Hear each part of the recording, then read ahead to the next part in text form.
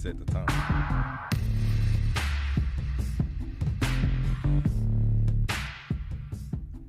Welcome to another episode of a News You Can Use podcast. My name is Frenchier Gardner, and we are live in this bitch today. What? We at Dallas on air, and we're downtown Dallas.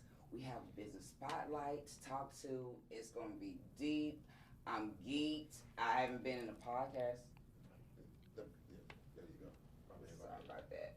Let me bring that close to me. How about now? Yeah, perfect. So welcome to another episode of the News You Can Use podcast. I am geeked. We're live. I haven't podcast live in a studio professionally in 5 years since the first episode was made. So we're just geeked to be here in Dallas on Air in downtown Dallas, speaking to a local business owner. And so I want to thank Dallas on Air. I want to thank Audrey for the referral. I want to say thank you for everybody tuning in to a News You Can Use podcast. You can tap into the podcast on Spotify to watch the full episode. You can follow us and subscribe to us on YouTube. Now we have Twitch TV, Instagram, Facebook, and you want to leave us a review. You want to hit the bell so you can follow us, tap in.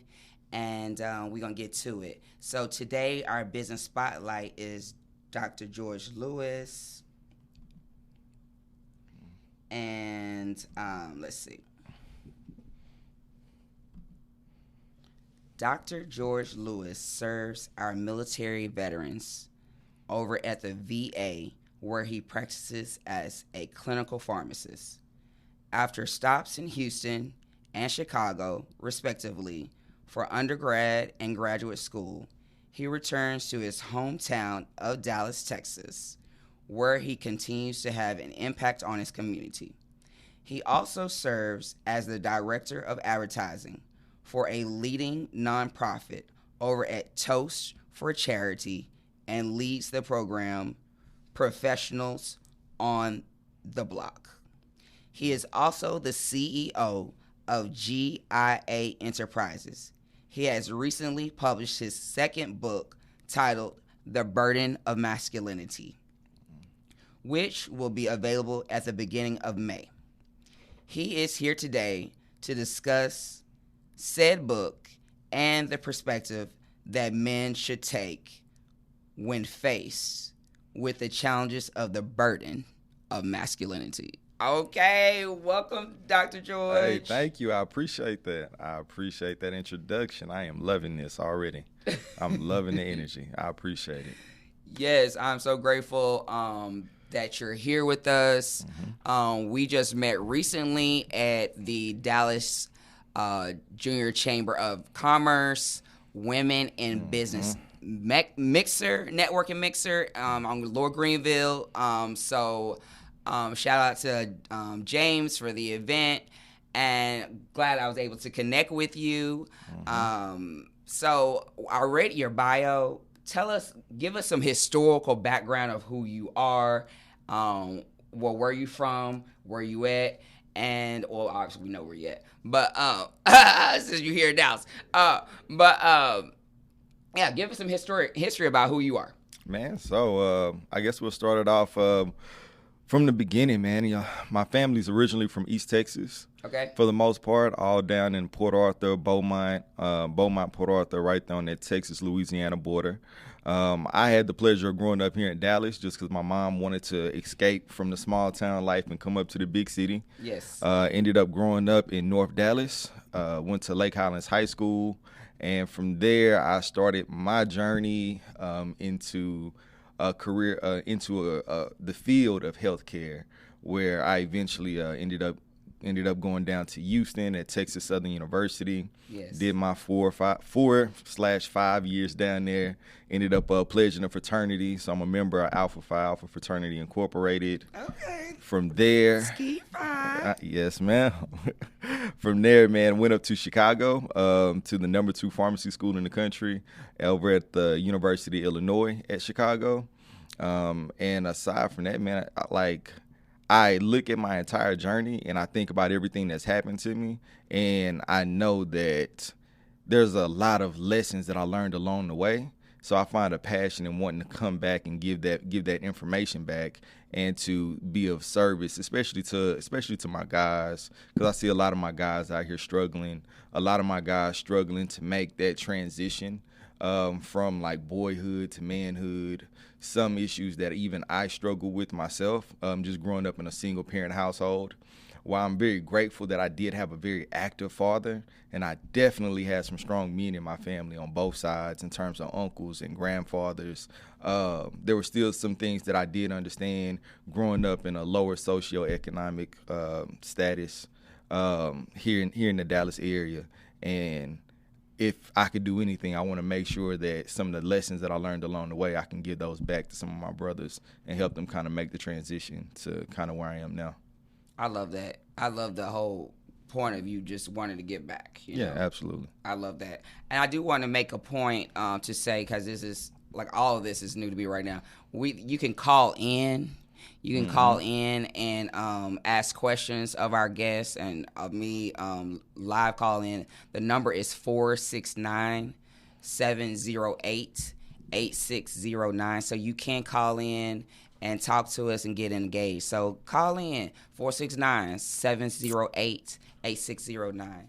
So, George, dive deep into this book, The Burden of Masculinity. What can you even just express to us, what is the burden of masculinity? Oh man, so it's actually a great question. I love to kind of start off there, because it really does build the framework for everything else. So like for me personally, man, I grew up and I used to always hear I grew up and I saw like the relationship dynamics with the men and the women in my family, where the men always worked, always provided a stable foundation. And from there, like with that stability, the women were able to go out and start their own businesses, go out and own daycares, go out and start, get our family heavily invested into real estate. Okay. While a lot of the men provided that, like I said, that solid foundation. And growing up, I would hear my uncles and hear my grandfather and hear my father always preaching like about why it's important for a man to get up and go do something every single day, right? That you have to be the umbrella that covers everybody. Yes. And that to allow everybody else to be able to relax. And you don't really get it when you're still a boy and you're under other men's umbrella being covered. But as you make that transition to becoming a man and you have to find a way to provide your own umbrella to cover over other individuals, then you start being faced with a lot of questions. And for me, it's like I had that covering for a good period. And then as I was preparing to graduate from undergrad, unfortunately in my family, man, a lot of the men started to pass away. Yes, and my condolences to you. Yeah, thank you for that. I know how that is. Yeah, and it became a very interesting transition for me, because then it was like, oh, like I'm next up, and I wasn't sure if I was 100% ready for that responsibility. Yeah. To be like, okay, I'm like, you're the baby boy of the family, but you're also the one that people are looking at to see like, hey, who's going to carry that torch next? Who's going to keep these values that these men had and keep them going in the family, and who's going to be the next one to step up? And it was definitely some challenging times. So with that being said, man, just to kind of bring it back, man, like I said, I remember them saying those types of things and giving me those bits of wisdom. And then I want to say the first time I heard what they said expressed in a different way, I was actually watching the comedian Chris Rock. In one of his specials. And in his specials, he defines it somewhat like this, quote unquote, the burden of masculinity. That women, children, and pets may be loved unconditionally, but men will only be loved under the condition that they produce and provide service and value.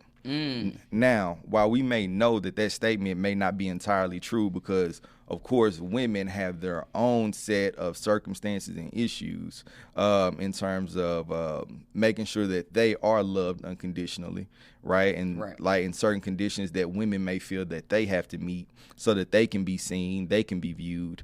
Men also have their own set of standards, if it's just societal expectations and or family expectations of, we need you to do this or you may begin to feel invisible. Yes. And as I talk to some men, as I've talked to some men who have gotten older, mentors, older family members, and you can see that genuinely becomes a worry of, that midlife crisis for men gets real when they really start to feel for the first time like people are not seeing me and noticing me, and I'm not 100% sure how to provide value as a man, because providing value as a boy, it could be something as simple as, how do I become popular? How do I have a nice this or a nice that or a pretty girl? Yes. None of that applies to manhood. None of that means anything when we start talking about how do you provide service and value to your community and to those around you as a man. And then we started to dive down into that discussion, and it really started off as a discussion amongst me, some of my guys, some of my frat brothers, some of the men in my family, about like that transition and like what's happening, like what is happening, like why do we have such a crisis of men tapping out and quitting on life, and we see it, right? And I think, man, one of my guys, he kind of explained it to me like this. He is like, under quote unquote theory, right? It's all theory, right? Yes. Of women and children being unconditionally loved, right? A boy goes from being in that children category of unconditionally loved to being a man who's loved under certain conditions. And sometimes nobody tells you as a male when that transition is going to happen. It just kind of punches you in the face. And then you're sitting there and it's like, oh, I used to be able to make these kind of mistakes, but now people looking at me different when I make these same mistakes. I used to be able to play like this and not take my responsibilities as serious, but now people are looking like, hold on, like can we trust you, right? And then it's like from there I started to notice like, a lot of men tap out because they don't get it, and they're still trying to hold on to certain hoop dreams and some realities or some of the boyish dreams, which there's nothing wrong with that. But what you have to do is you have to understand, like, how do you create a framework for building a successful life and making sure that you're capable of the responsibility of having other people under your umbrella. Like, that's a real thing. Like, people are depending on us as men. Right. Our women are getting tired. Our children need the structure. Yes. And it's like there's nobody else who's going to step in and feel that role. Nobody else can fill that role, especially in the black community, except us. Right. So that's kind of where the whole theory started in terms of the burden of masculinity. That was well said. Let me say, first of all, and so what I heard was there is no rites of passage. Absolutely. For the boys moving, and there's not really one for women either, really set up for black women. But you know, we and there's some spaces, you know, we built for that. But traditionally, like you said, there's for boys, black boys, there isn't really a rites of passage for you moving from that, like you just said, unconditional love to now you got responsibilities. You got responsibilities and conditions. You might not get no love. You're not getting no love. Probably ain't getting no love. You will feel invisible. You, in some cases, they'll even continue to treat you like a boy, and that's nothing that no man wants. And at the end of the day, you want the respect that comes along with being a man, but there's a lot that comes with earning that respect. and Definitely. you have to have somebody tell it to you. Definitely. Where are we going to be able to get the book from in May? It's definitely going to be on Amazon. First Okay. place, probably just Amazon for the most part. Probably Okay. I'll probably end up dropping a link somewhere in my bio Okay. on Instagram. Okay. And then we'll just go from there. Okay. You know, like my biggest thing is just to like, honestly, I'll give the book away. Like, truth be told, like I do pretty well for myself over at the VA as a clinical pharmacist. Yes. It's more about just passing the information out there, and if I could just help somebody have that shift in terms of their perspective, that paradigm shift in terms of the way that they view themselves and view the world, that's ultimately the goal. You're definitely gonna impact people for sure with this book. Just with the very sense of being able to break it down, because what the psychologist says is you have to identify the problem first. And so by you identifying the problem, you really you've already blown up the spot. Because if we're not identifying a problem, then how are we going to get to the solution? True. So, what do you propose is the solution, or a not necessarily a solution, but what are your steps? What are your thoughts on it? I mean, I think sometimes we gotta take it back to the Bible and just really discuss, like, what does it mean to put away boyish things and put away a boyish mind frame, and what does it mean to like really step into that role of being a man? Like, how do you define that? Like, how would you define that? I mean, ultimately, I'm looking at someone who's understanding the responsibility of taking care of others and providing order and structure to the environment. Because when men are not present, things do become chaotic. It does. And sometimes we understand it when we see it, like the presence that a strong, good man can have to just calm any quarrel. You know, we notice it when we see it, and we see a strong man who, with just a few words and a presence, can get a child in line. Oh, definitely. Not even having to like raise his voice or put his hands on the child at all, but just his presence of stop, go sit down. Like, we get it. We get that, right? In terms of the solution for some of our guys, I think it can start with understanding that if you're doing this thing called manhood correctly, you should feel a little stress, and that's okay. You should feel some pressure, and that's okay.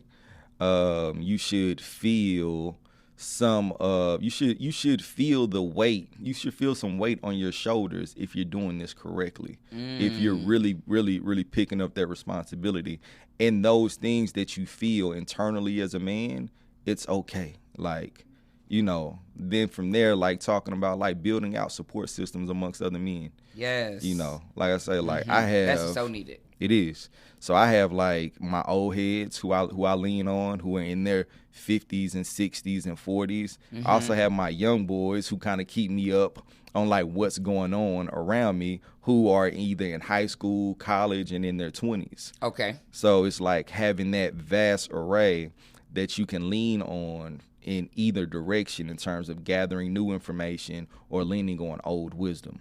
So is there, I know you're an alpha, but are there, do y'all have programs? Because I know when I was coming up at SMU, my nephew was part of the Kappa Leaguers. And so does your fraternity, I don't know if you're part of the local fraternity, but does the local fraternity have mentoring programs, or is there a specific mentoring program that we could start tapping into, or any resources that you would like to throw out there as far as support for men, black men?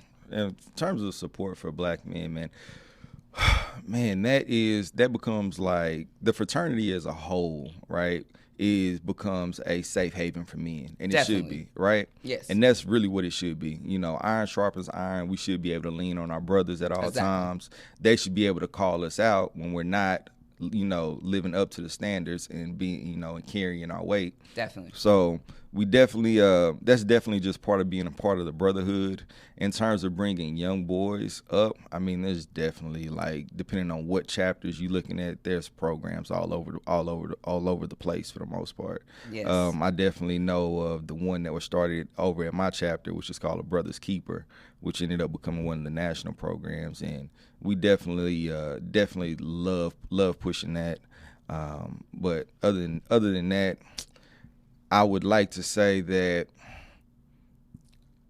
a lot of the help that we're going to need as a whole, as a community, has to extend, like, just beyond just like the fraternities and the sororities, because the fraternities and sororities do a great job. Like, as much criticism as they get, we all know that when we join these organizations, that they help grow us in some way, shape, or form. Oh, most definitely. Most definitely, right? Right. You know, and they matured us and gave us networks and gave us friendships and gave us lifelong bonds. But there's a lot of people who are not in our organizations, right, who have nothing to lean on. And as a community, those individuals still need something to be a part of. Definitely, I agree with that. We all need support. We're not islands, We're not. It really takes a village to hold all of our hands. It's not even, to me, it's not even just children. All of us need a village. We do. And so I want to switch topics to, you have a program. You told me that you started up, that you took back to your high school, and I just want to just drop that. Yeah, so it's actually two programs. The first one was, I started off with a pharmacy technician program, right? Just to get our kids certified as pharmacy technicians before they graduate high school, for any child at that high school that wants to take a career, a pathway in healthcare. Yes. Because understanding medicine, no matter what field, physician, pharmacist, nurse, dentist, whatever, understanding medicine is going to help. The second program is called Professionals on the Block. Okay. And that's partnered up with Toast for Charity, where we gather the young professionals all over Dallas, and it's a ton of us. I'm almost shocked at, like, how many people signed up, honestly. Nice. But we paired them up with the kids at the high schools, and give them mentors for certain career paths and career tracks. So if we have a high school student who wants to be a dentist, we're partnering you up with a dentist in the city who's in their early 30s, who's still young and relatable, who you can learn with, but who you can learn from, and who can also be like a big brother or a big sister to you. Same thing with other career paths with physicians, pharmacists, and nurses across the board. And is this at a particular high school? Yeah, man. So I attended Lake Highlands High School, Yes. For high school, but I actually ended up graduating from Evolution Academy Charter School. Okay, where's that at? That's over in Richardson, Texas. Okay, so gotcha. It's not that much further up the road from Lake Highlands. It's always, a lot of people always ask, like, how did I end up going from high school to a charter school?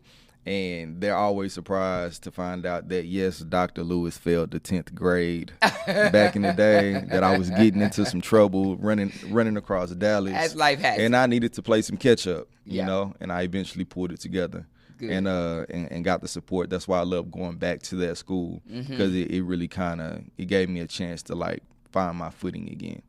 I love that. So I want to know, how do you, I like to ask business owners this. How do you balance everything? How do you find the mental capacity, the self-care, the awareness to balance all of the things that you have going on and still think of self? Honestly, my honest answer to that is, I've learned balance is a tricky word. It's tricky. I don't know if there really is, like, true balance, because I think you have to.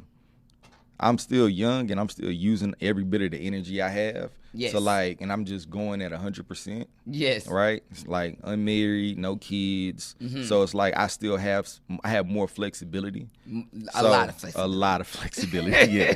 Yes. I have a lot Blessings of to flexibility, that. you know. I have a lot of flexibility. So it's like, for me, I'm still just 100% on everything. Okay. I'm still like, I could give it my all. Of course, it just means, for me, giving it my all just means less parties, less social outings sometimes. Like, or if I go somewhere, I don't stay the whole time. Okay. I may leave early. Okay. But like just making sure that I wake up and I put systems and routines in place for myself. Get an early start. Wake up probably about 4 a.m. Start the spiritual routine. Start taking care of myself. Get the workout in, and keep a checklist of probably about 5 or 6 things that I want to do for the day. Okay. Make sure I knock out those 5 or 6. Everything else I do after that, I just consider it a bonus. I love that. Yeah. What would you say is your favorite part of this writing process because this is your second book, and we didn't discuss your first book, but just what's been your favorite part of the process so far of this book?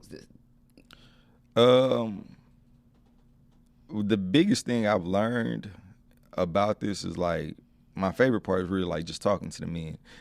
What I've learned is that there's a lot of men who are suffering in silence and who needs to know that somebody wants to hear them. Yes. Just to get it out of their head, to get out of their own head, to be able to vent and have something to talk to. And from there you start to realize like, and a lot of these are like really good guys who are so focused on trying to be good that they're not being as productive. And it's kind of hard to like try to explain sometimes, like, I know you want to show up for people in this way, but you need to go build this part of your life out first. Yes. So, and then it's like, being able to have those types of conversations and then seeing them put it into action, and then seeing them be happy to, to see that, oh, this is what it means. I get it. Like it's that aha moment, you know, that becomes like the best part. Okay, I like that. Tell us how we can connect with you, Dr. George. Your Instagram or whatever platforms you want to put out there. Tell us how we can stay connected to you and we can tap in. So when May come, when the book drops, we can be there. Absolutely, man. We could definitely have a follow-up conversation on this one. But the best way to stay in contact with me is just Instagram. I don't do any other social media. Okay, what's your Instagram? I low-key be trying to keep a low profile in the city. Oh, okay. Even though people say they see me everywhere. But my Instagram is it's simple, just G_LEWIS.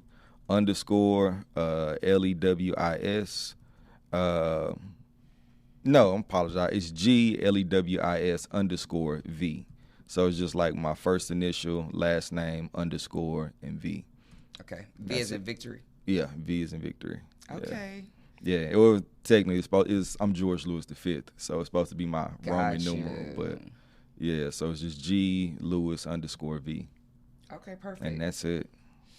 All right. Our last segment of a News You Can Use podcast. I want you to drop some gems for any aspiring business owners or writers, authors. What 2 gems that you would tell them?